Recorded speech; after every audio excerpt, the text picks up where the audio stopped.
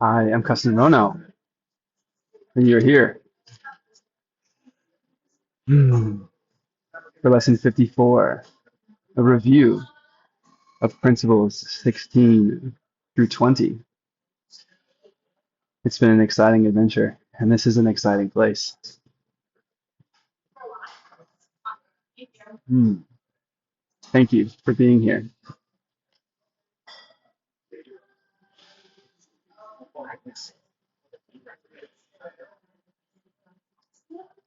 These are the review ideas for today. I have no neutral thoughts. Please repeat after me. I have no neutral thoughts. I have no neutral thoughts. Neutral thoughts are impossible because all thoughts have power. They will either make a false world or lead me to the real one. But thoughts cannot be without effects. As the world I see arises from my thinking errors, so will the world rise before my eyes as I let my errors be corrected. My thoughts cannot be neither true nor false. They must be one or the other. What I see shows me which they are. Please repeat after me. I have no neutral thoughts. Neutral thoughts are impossible because all thoughts have power. You are a creator, and what you are doing with your thinking, even subconsciously, is creating something. So may we become more aware of the power that we have with our thoughts. And as this book suggests, miracles are thoughts, thoughts are miracles.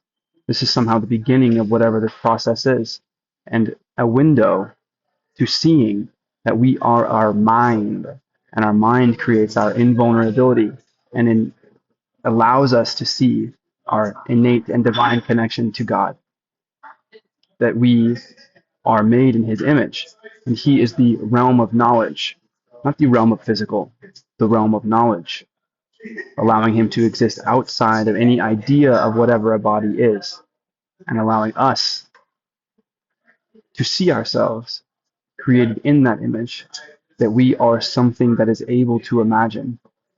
We can imagine it as a brain if we want to, but even then, we would still be existing in some kind of physical state that we are transcending whatever we are experiencing with our body identification, aligning ourselves in communication with God so He may speak to us very directly, that we have been speaking over Him throughout this process. Your thoughts are powerful, and therefore their neutrality is impossible. You have true or false thoughts. Your thoughts will either make a false world or lead me to the real one. And however you are choosing to see yourself will be the result of what you see around you.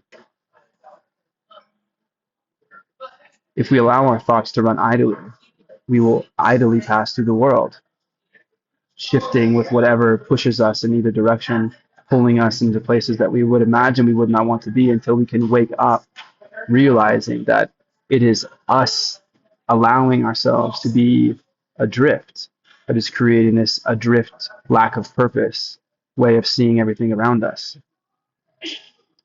Our thoughts either make a false world or a real one, that there are no neutral things, including everything around us, because there are no neutral thoughts.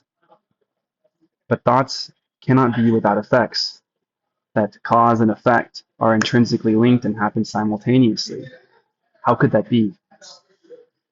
Our thoughts are the miracles that are causing the experience around us. And perhaps this is why giving allegiance to the spectacle of the miracle allows us to be misguided, that it is just simply part of what the process is, that our thoughts are the causes which have effects, what we experience, what we perceive, and we are divine with the ability to see and perceive. But this is our gift from God and allows our imagination to run into a place where we can have this body, to have this conversation over the internet, that we can feel it and feel full.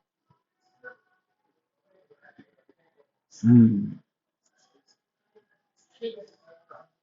As the world I see arises from my thinking errors, meaning that we are living within ourselves and building some kind of world of illusions, a world of chaos, one without order, where we seek order, where we want to control the items around us because the unknown feels destructive. And yet the unknown, if we are able to recognize our thoughts for the nothingness that they are, would simply assimilate into the already ordered levels, which would include perfect peace and perfect safety and freedom from worry. As the world I see arises from my thinking errors, so will the real world rise before my eyes as I let my errors be corrected. That there's a purification process in effect as you participate in exploring this book with me, that we are learning that there are no neutral things because there are no neutral thoughts, and therefore we are being reminded of the power of our thoughts. And as we allow this simple correction to just be by wiping away the illusions, even as we read about the fact that we need to wipe away our illusions, the real world will be exposed. And we're reminded of the three-step process that only takes two steps. Feel how we feel. Notice what is there, our upsets, and then let that be an illumination into the reality that we are somehow participating in charging everything that we see around us. Then let it go, using the power of forgiveness inside of this realm of time and space where miracles exist as this option to be discovered to break us out of our spell that we are creating a system and that there are ideas that are beyond this system that we call miracles. And then step 3, just notice what is there when we remove our own noise and distractions, our feedback, the idea of the microphone too close to the speaker. We can no longer hear ourselves speak and we cannot listen clearly. When this is allowed to be in order, all sound, all communication from God is clearly audible, purposefully spoken, and we are at ease. My thoughts cannot be neither true nor false. They must be one or the other. We are reminded that you either see or you do not. Thoughts can be true or false. And truth would allow us to see false for what it is, an illusion. But if we are existing in only false, we are clamoring for some kind of truth. Because as we learn one idea, we can find another idea that could be in conflict with it, both attempting to cover up some other idea of truth. Yet, if we know what truth is for that given situation with a friend, we simply see right through any kind of excuse, or rather some idea of a conflict, some idea of a resistance to be able to connect and simply settle all over again. But that is a beautiful thing to do with a friend or a family member. My thoughts cannot be neither true nor false. They must be one or the other. What I see shows me which they are. It's not that we have to wrangle some idea. It's that the proof is everywhere all around us in the chaos of this coffee shop. Yet, I can feel myself inside thinking, should I be somewhere else? Am I doing you a disservice? But we are reminded that our goal in the introduction is to find this quiet space within us and to bring it into the chaos. You will learn that peace is part of you and requires only that you be there to embrace any situation in which you are. And finally, you will learn that there is no limit to where you are, so that your peace is everywhere, as you are. Right now, we have been trying something where we close our eyes and find a quiet place, and I have found a busy place. Yet, I find happiness all around me, people sharing and laughing. And I feel rejuvenated. I feel too warm. It's cold outside. There's rain. What a blessing to feel this yin and yang pull, rather than to worry about this or worry about that. For now, I will embrace exactly where I am. And I thank you for your patience in testing yourself against your edges, in case this is somehow frustrating for you too. Let's remind ourselves more of this introduction, that we are reviewing these principles with closed eyes. What does the text say? After you have read the idea and related comments, which I am sharing with you and adding my own commentary, the exercises should be done with your eyes closed and when you are alone in a quiet place if possible, simply reflecting on the ideas for 2 minutes or reviewing them before bed at the end of the day. And that this idea of doing it in quiet, this idea is emphasized for practice periods at this stage, but we can test ourselves just gently by still being in a quiet place with a little bit of feedback, a little bit of noise from the microphone and speaker. It will be necessary, however, that you learn to require no special settings in which to apply what you have learned. You will need your learning most in situations that appear to be upsetting, rather than in those that already seem to be calm and quiet. The purpose of your learning is to enable you to bring the quiet with you and to heal distress and turmoil. This is not done by avoiding them and seeking a haven of isolation for yourself. I feel this when I look someone in the eye. There is something about this connection now where these ideas in this book are whirling within me and granting me life, spinning up my attention to my light within me. And sometimes when I see someone in the eyes, I notice that there is a different kind of connection than when simply communicating with someone in the past. That sometimes there is a lightning effect, and it is not chaotic. It is something about peace and calm, and I'm grateful to be participating and noticing it. So may you bring the calm with you as you understand that you have no neutral thoughts, that anywhere you are participating in some idea of truth or untruth, true vision or not, living in a world of illusions. May we not trick ourselves any longer. May we realize that what I see shows me what my thoughts are, that the evidence is everywhere. And if we feel when we look around that it is only chaotic, well, then we know that we are living in darkness and chaos, clamoring for light and meaning, struggling to understand what true purpose is. And yet we could be anywhere, bringing our calm and peace and quiet with us physically, as we learn to understand that transcending the body, we are everywhere. I suppose that is transcending an idea that things are in one place at all. If we are our mind beyond our body, as we affirm this spirit identification, rather than affirming a body identification, at least alone, when we enter into a world that is unlike anything that we have ever experienced with our five senses. And we open up the door for possibility, that everywhere, just like time and space is a concept, and if God is in the realm of knowledge eternally, that there is some idea that exists where we live eternally as well, in perfect peace and perfect safety. And this idea we are able to imbue from whatever is doing that imagining into this body. We are able to imbue that idea into everything that we do and everything that we see, until we finally notice that we have no neutral thoughts and that our environment is reflecting exactly how we feel inside. So please repeat after me one more time. I have no neutral thoughts.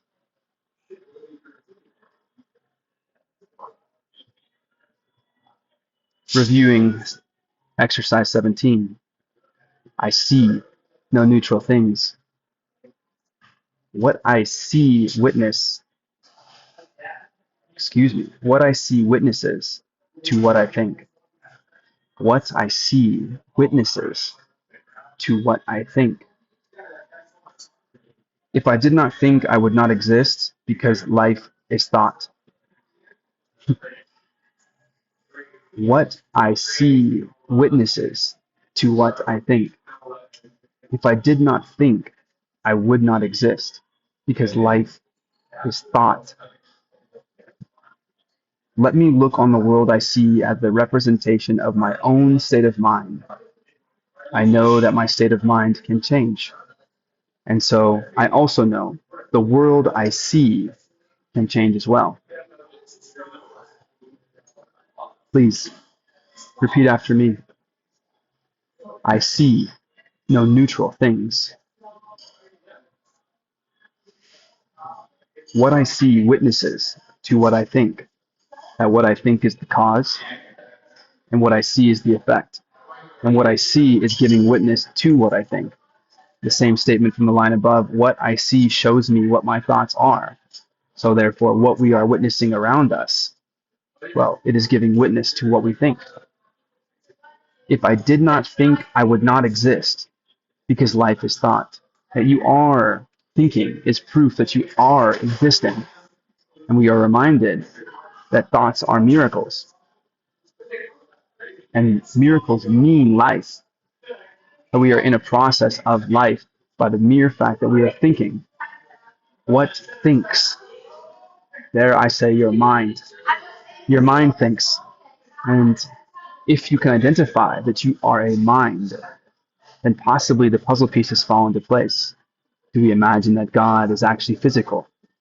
Perhaps he can project himself to be physical if we can project an idea of a place where physicality exists, where time and space exists, where we find ourselves, which feels real, which is really exciting.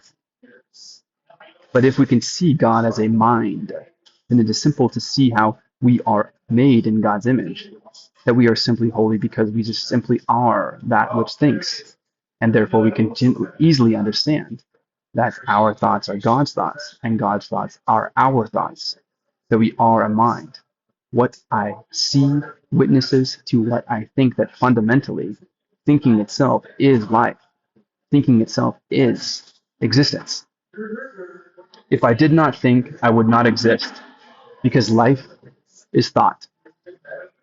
Let me look on the world I see as the representation of my own state of mind.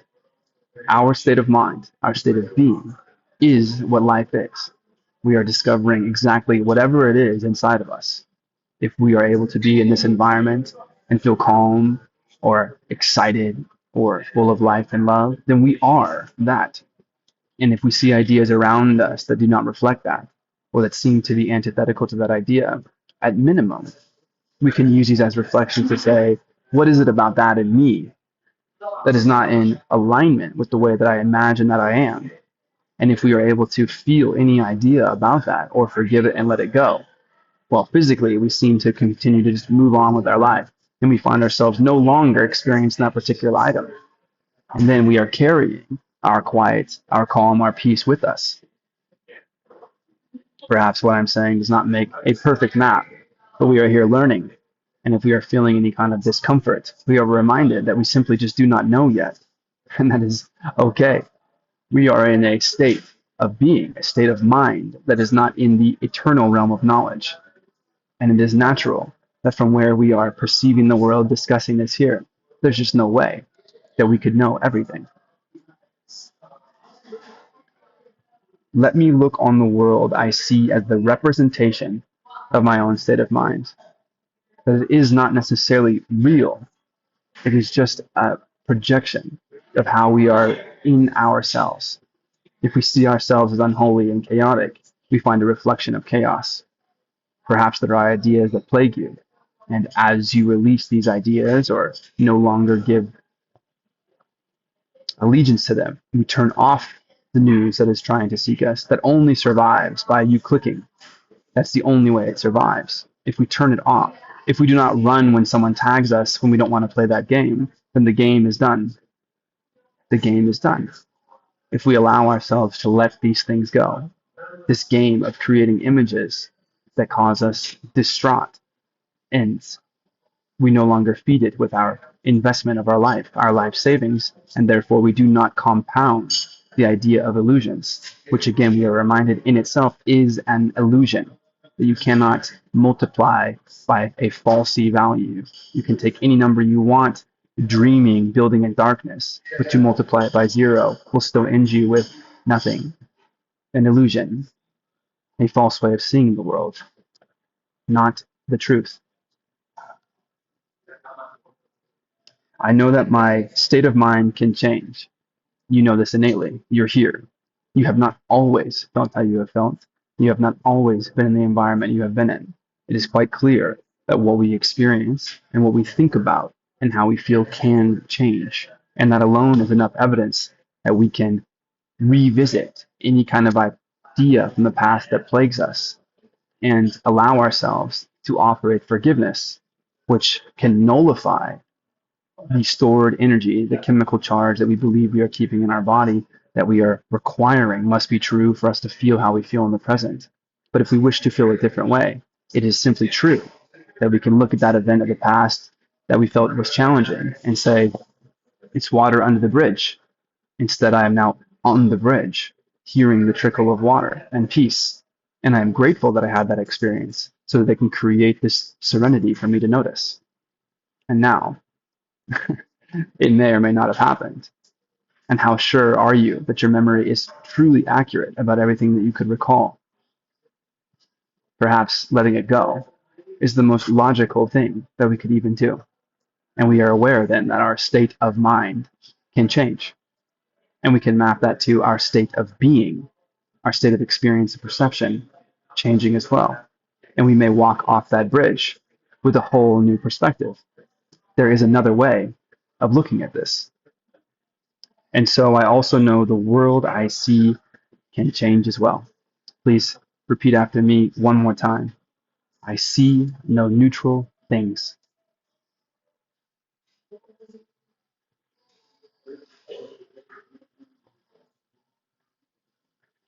18.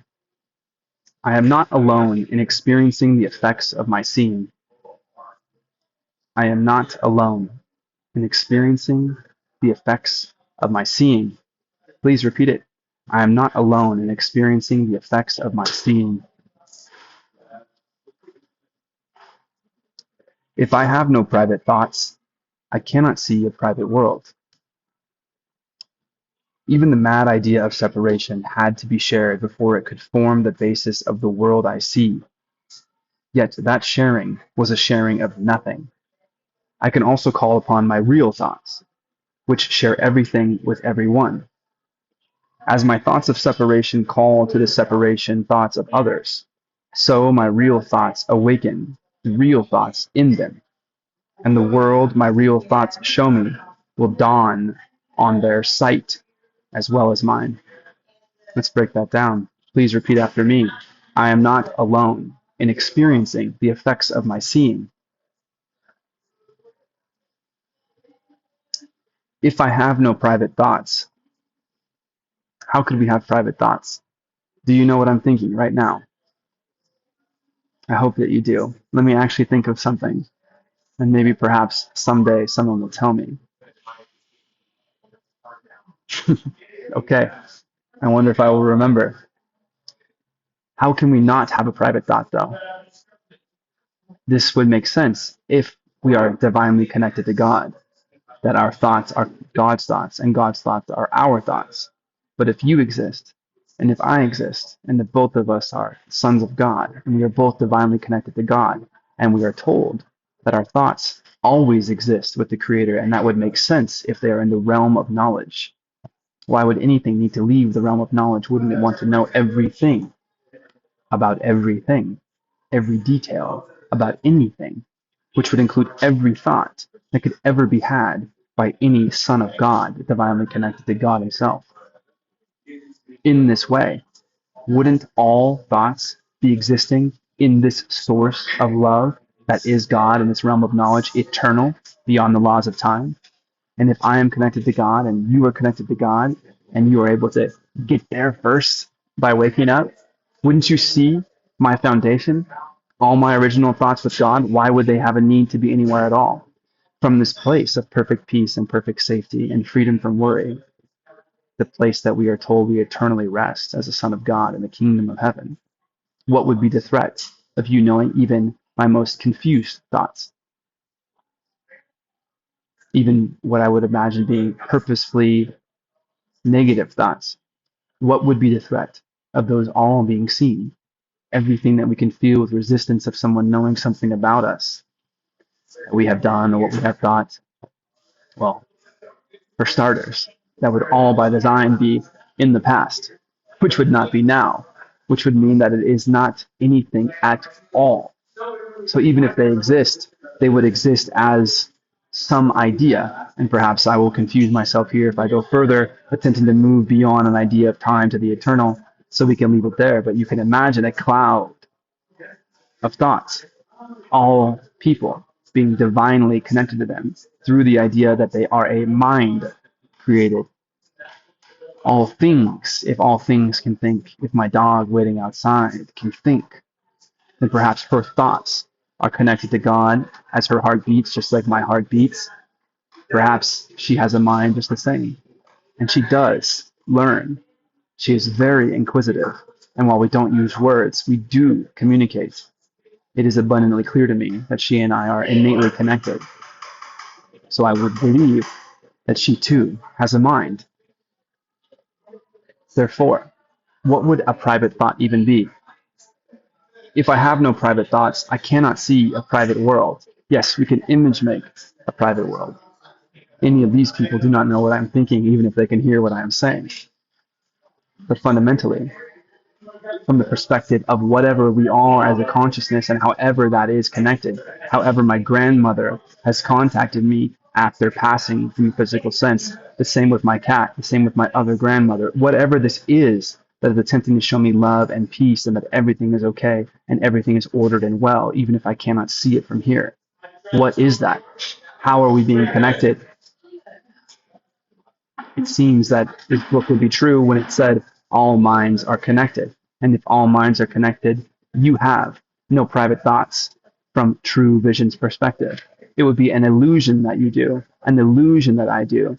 And as we move closer to this idea of bringing our peace with us, that we are everywhere in peace, perhaps everywhere is just a concept itself, and we just are, just as unconditional love just is.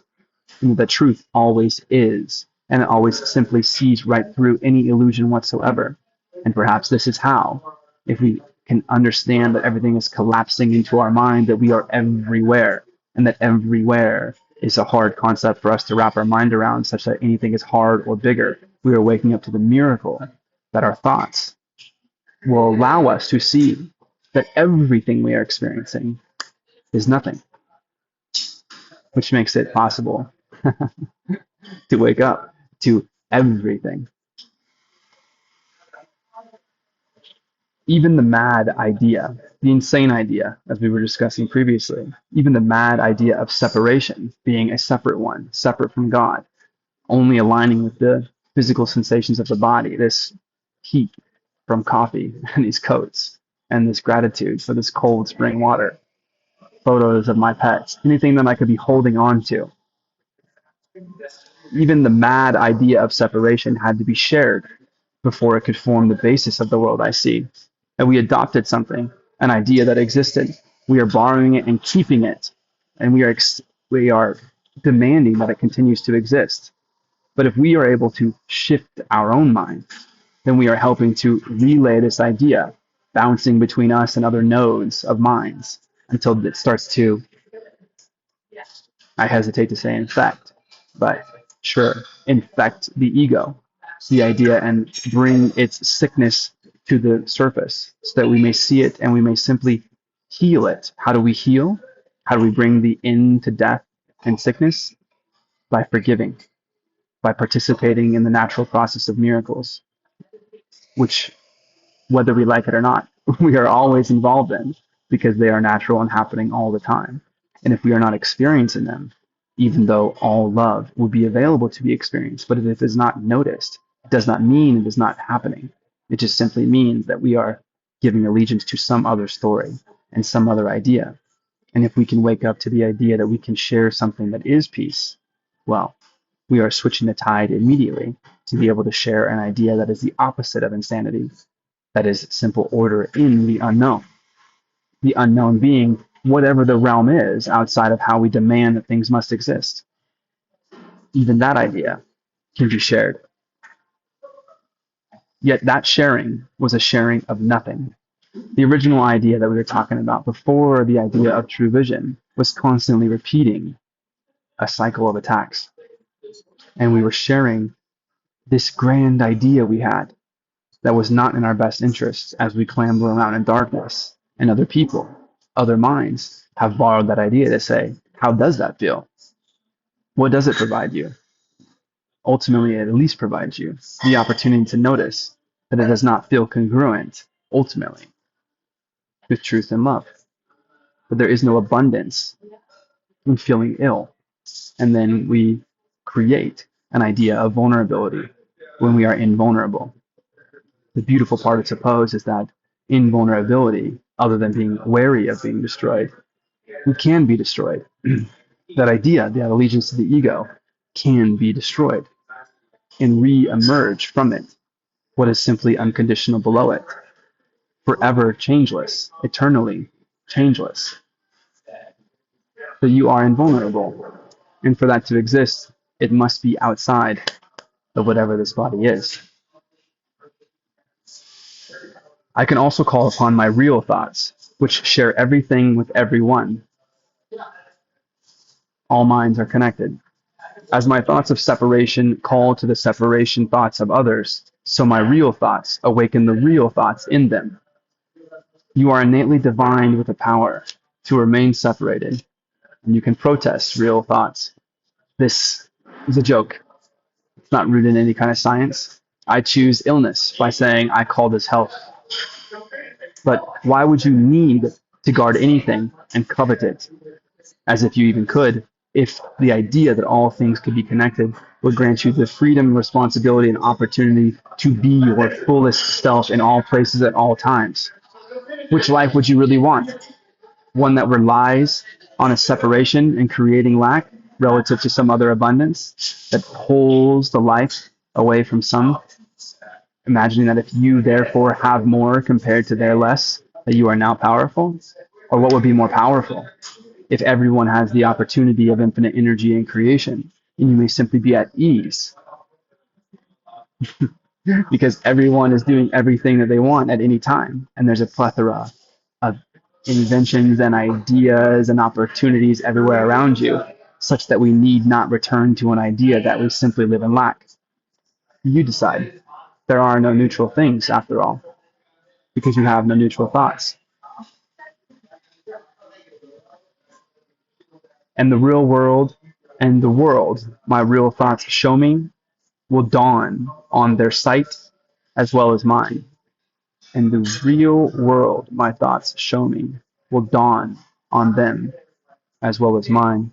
The them here being everyone else, or who is either receiving our separation thoughts or our real thoughts as we step closer to an idea of true vision. Again, remember, no threat. True vision is simply saying you have the ability to recognize an illusion for what it is and the truth for what it is. Who would not want that? Genuinely. Who would not want that?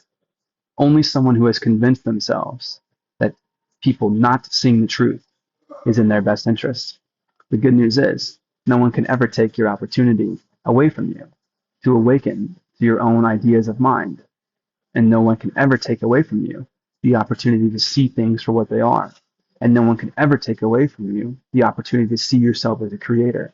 And therefore, you may never, ever, ever have to be, unless you choose to be, the victim of someone else's ideas. Please repeat after me one more time. I am not alone in experiencing the effects of my seeing. Of course you are not. 19. I am not alone in experiencing the effects of my thoughts. Please repeat after me. I am not alone in experiencing the effects of my thoughts.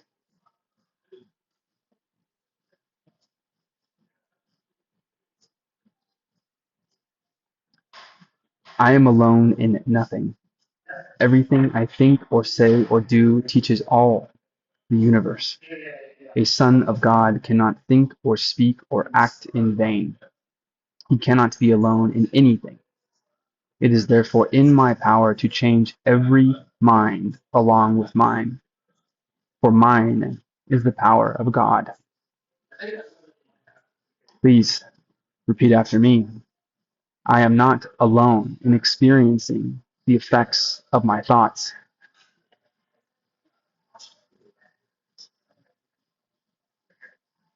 Of course, you are not alone. Can you feel the responsibility of this statement? I am not alone in experiencing the effects of my thoughts. If you are subscribed to suffering and ill will and sickness to learn more lessons of illusions, perhaps you read this statement and realize that you can manipulate other people. But I would imagine that you may only manipulate those who are sick, and therefore you will find more manipulation and sickness. If you hear this statement and you realize that you are responsible for how you feel, and you feel a responsibility to cleanse yourself, to purify yourself, to revisit old ideas and upsets and forgive yourself and let them go, that you are participating in attacks yourself, not that someone else is attacking you per se. If this is how you feel, thank you for visiting yourself. Thank you for participating in the chain of forgiveness, the atonement, the undoing of how we imagined things always had to be. May you feel peace and levity as you move closer, outside of your own body, transcending it closer to whatever it is that your mind is, closer to aligning with the Holy Spirit, closer to seeing truth for truth and illusion for illusion, closer to deeper forgiveness, whole forgiveness, closer to fullness. What would ultimate fullness be?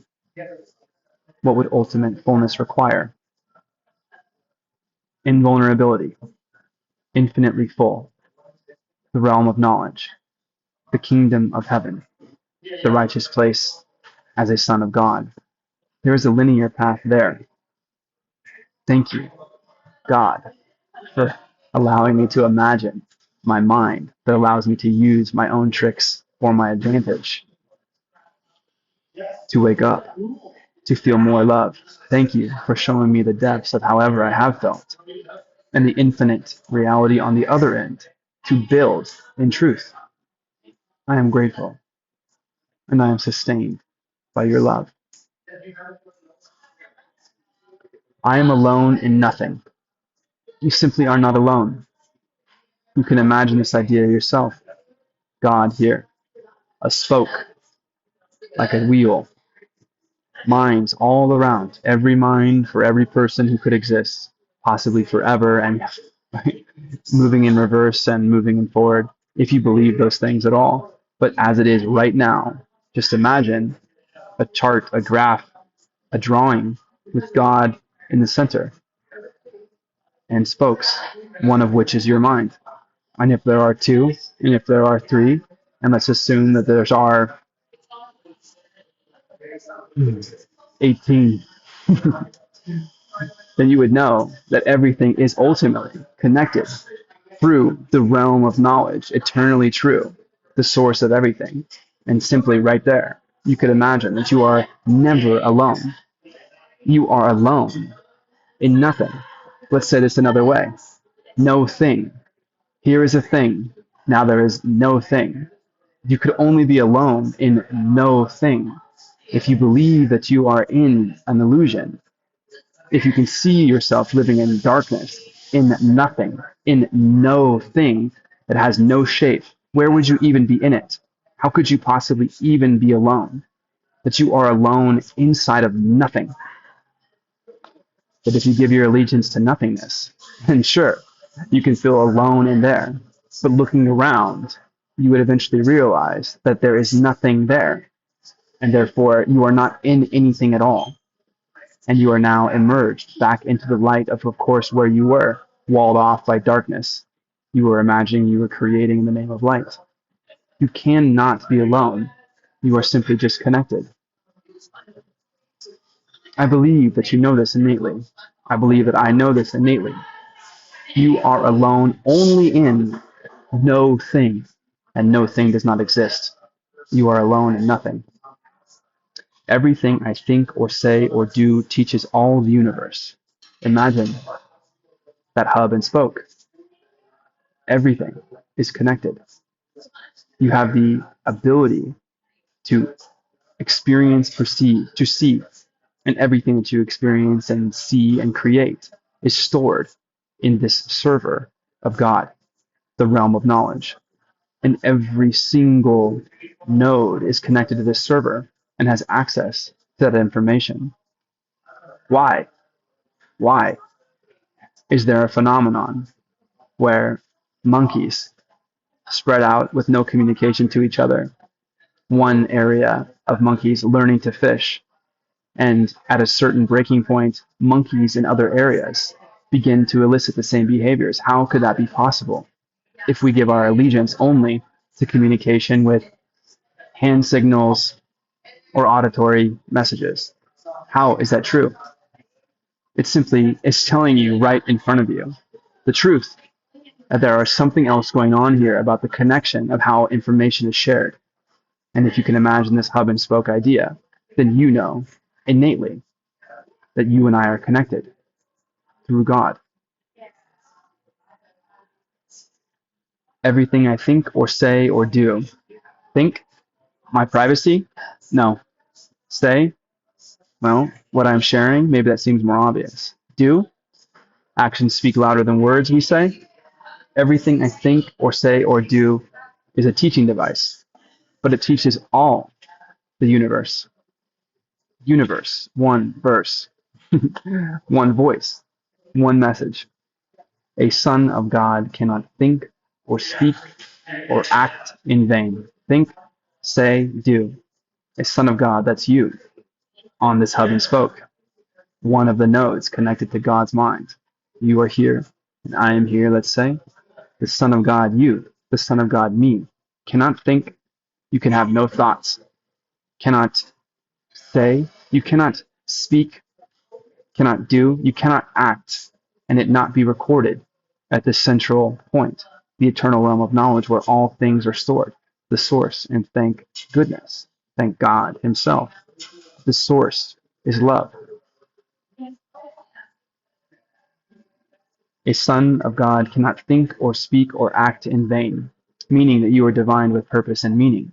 There is no opportunity for you to give allegiance to vanity. It simply does not exist. To do something in vain would be to do something that would not be recorded, would have no meaning or purpose.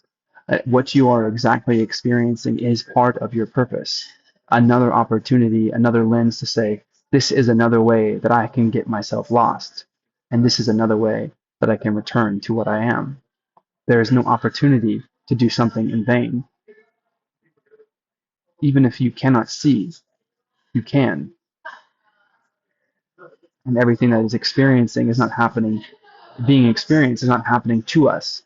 Consider that it's happening for you, that it shows you like a rubber band, pulling you into the darkness so that you may catapult yourself back in the direction of God. It is therefore in my power to change every mind along with mine, for mine is the power of God. Dare I say that I am a son of God, that I am sustained in His love, that I recognize that my thoughts are miracles in action, that my thoughts are causes and they have effects. And one of the causes is to insert an idea, an example, an opportunity to be noticed, that peace and love can be felt, that abundance exists in the unknown, that it is beyond the definitions that we have required it to be, that whatever happened in the past simply does not exist and creates the opportunity for the serenity of whatever is to be noticed. Dare I say that I have the power to change my mind, my state of being, as a result of my state of mind. And dare I say that I have the power to change yours. Here I am. Please repeat after me. I am not alone in experiencing the effects of my thoughts.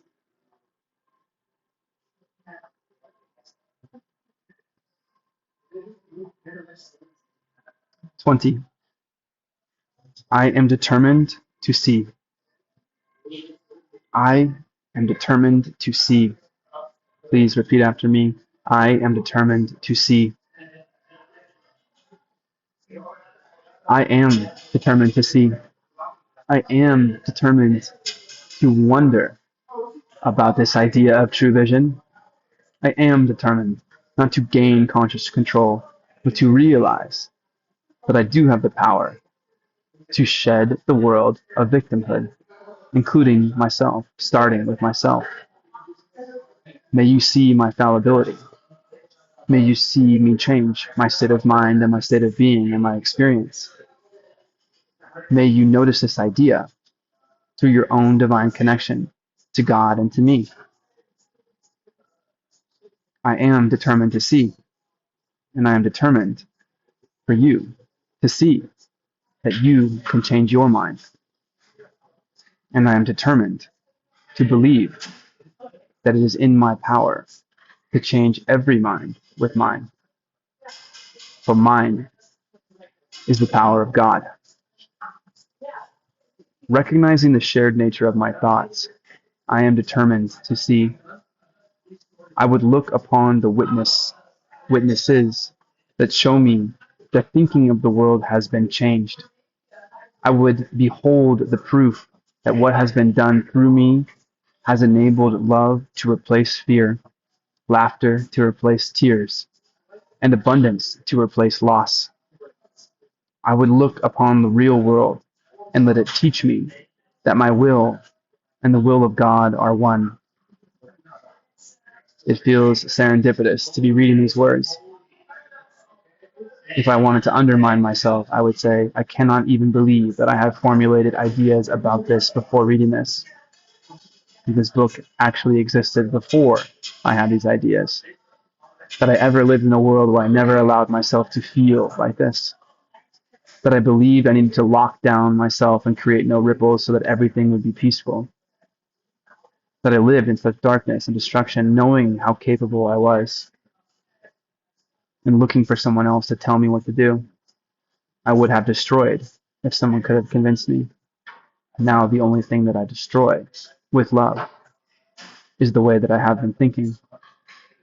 I cannot even hardly believe that I allowed myself to formulate an idea where I could even ask myself what I might want and what I might want without any restriction, only to hear myself say to become the wavelength of love.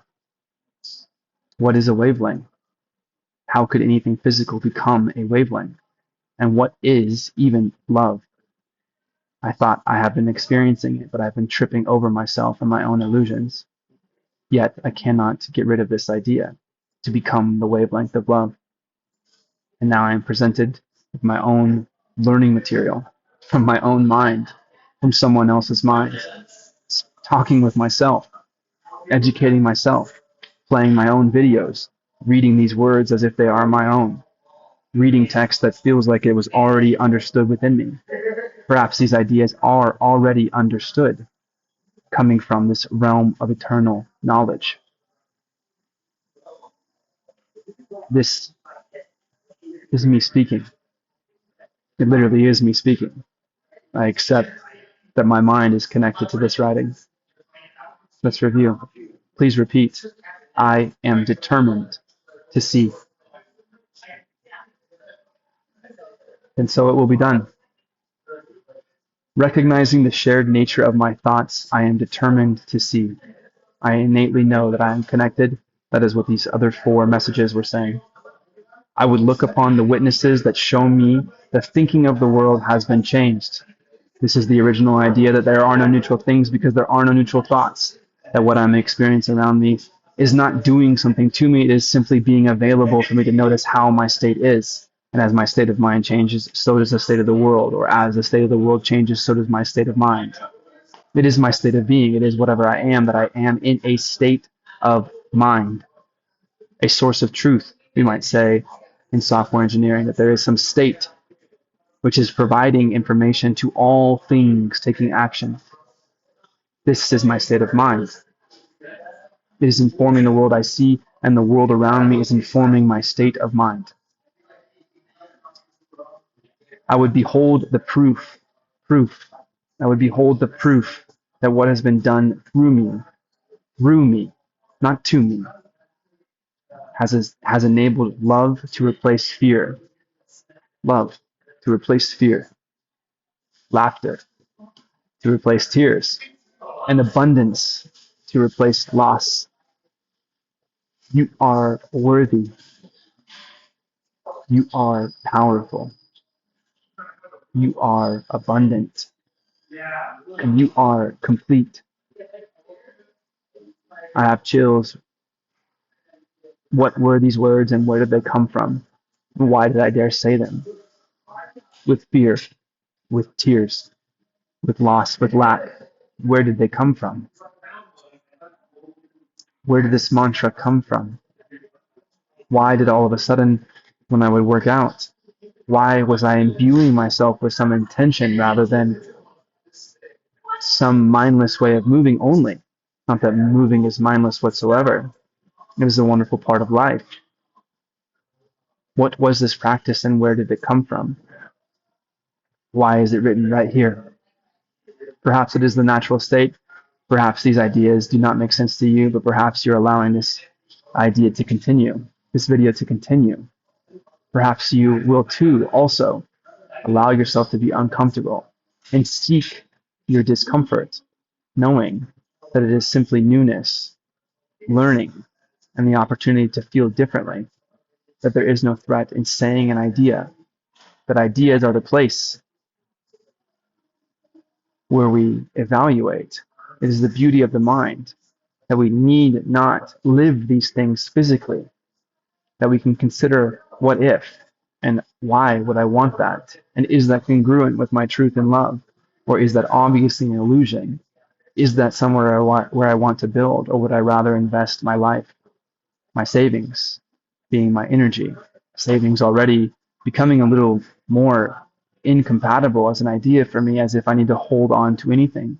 Why would I invest life at all if life simply is? But why would I invest myself, the physical me, wondering in an idea that feels fruitless if the fruit that it bears is something that would only create more fear, tears, and loss?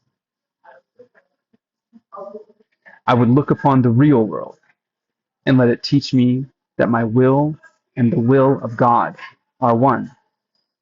Your determination means that you will do something, that the will of God has imbued you with something, to notice perfect peace, perfection, to praise it, not to raise God up so that you may feel lack, but to raise God up so you are raised up. This is your will, to notice.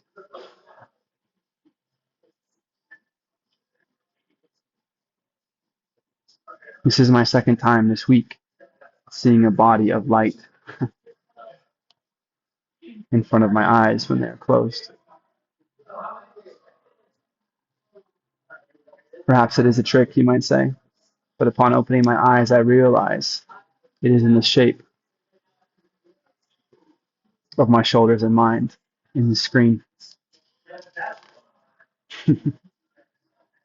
Please repeat after me. I am determined to see. You have the power to change every mind along with your mind.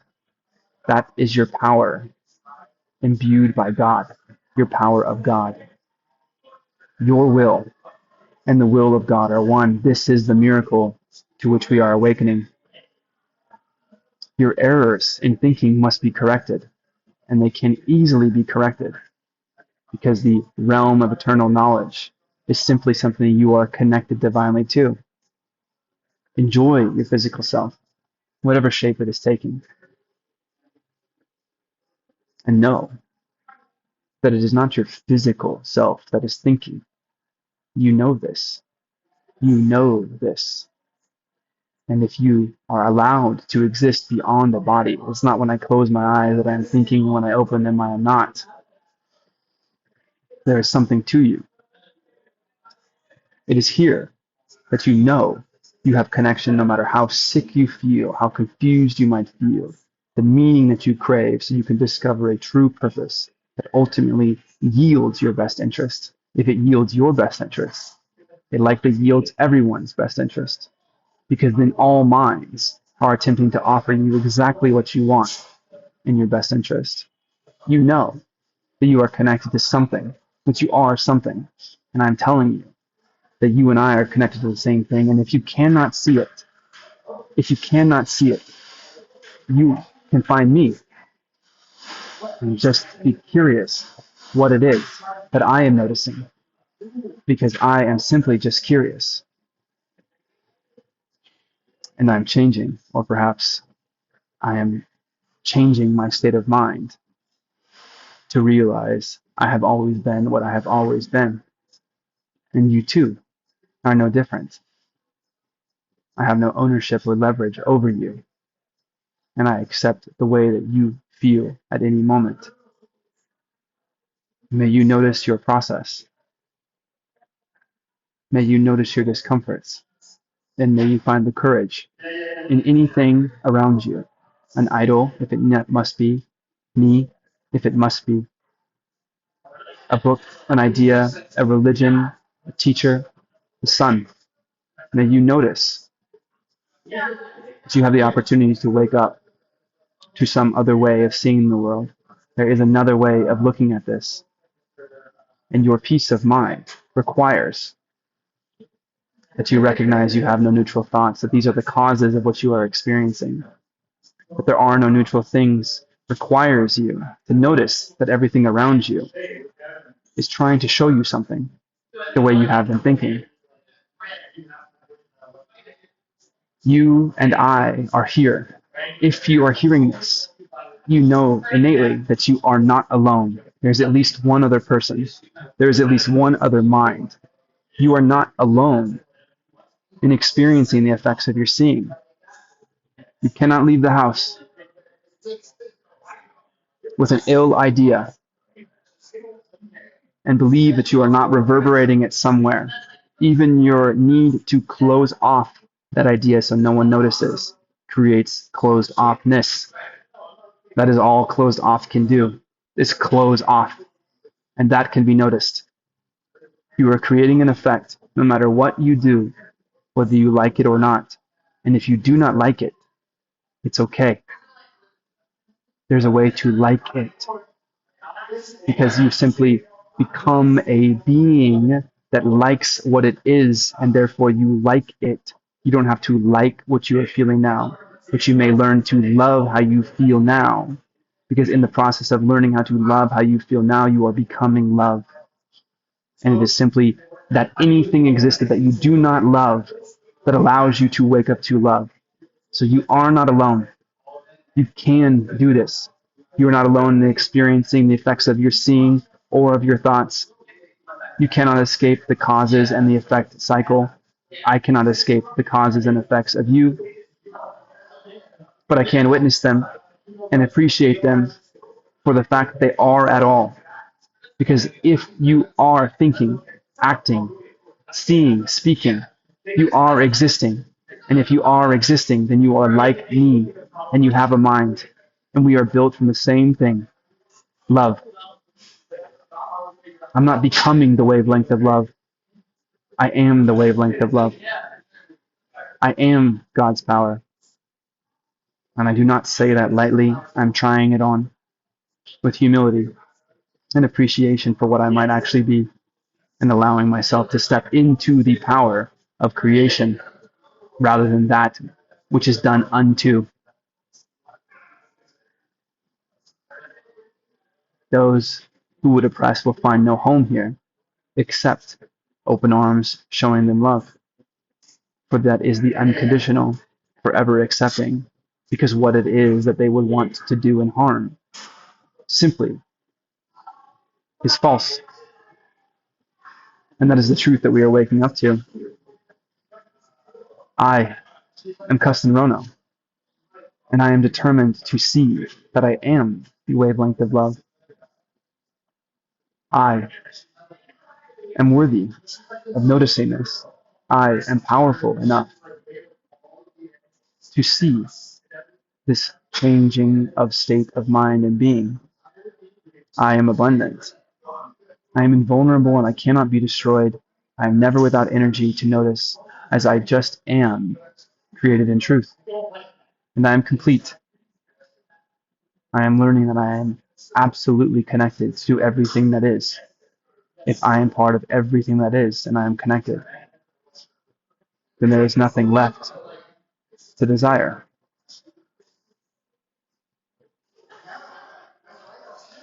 You are on your way, and I'll see you tomorrow for day 55. Thank you, thank you, thank you for being here. Thank you, thank you, thank you for any effort that you are able to muster to see life differently. And ultimately, thank you, thank you, thank you for realizing that letting go of how you feel, no matter how scary it might be, requires no effort. It is the hanging on that requires constant energy. May you know peace, and may you make the world around you more peaceful, so I may see it. See you tomorrow.